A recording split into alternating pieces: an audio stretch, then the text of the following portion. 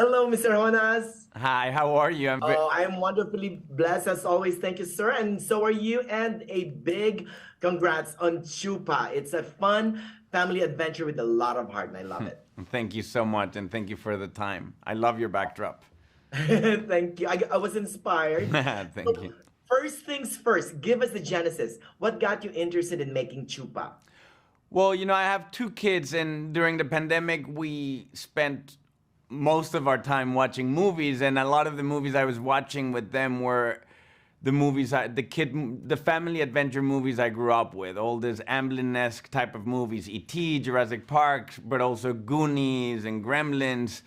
So I suddenly became very excited about the idea of doing a, a family movie that I could share with them, a movie that I could share with them.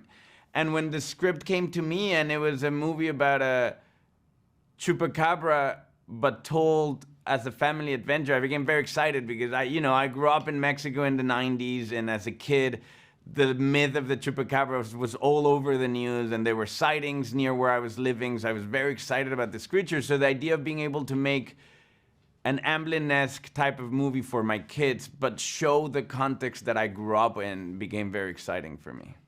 Oh, now this film is as much about the love of culture, country, and family, right? Talk to us more about that. Well, I definitely think it's a movie about a kid that is trying to reconnect with his history, with its narrative. And, for me, a lot of what builds families is the storytelling that happens inside of the family that shapes the narrative of the family. And so, when thinking of the story, it became very important that there was the character of a grandfather. I think for me growing up, my grandparents, my grandmothers were like truly the ones that shaped my view of the world and of my family. All the rich stories that they would tell me really like informed my personal narrative. So I think I wanted to show that in this movie. Oh, and what is that? Sesso, the brain. What is it? I learned that. Although I love menudo and all of that stuff, but Chupa is so cute. Is it part animatronics and CGI? It was done in CGI, but on set we had a dog because I really wanted the kid to have a real relationship with the creature, So that's a lot why I didn't do animatronics, because I knew the kid was gonna, when acting, he was gonna feel like he was acting with a puppet.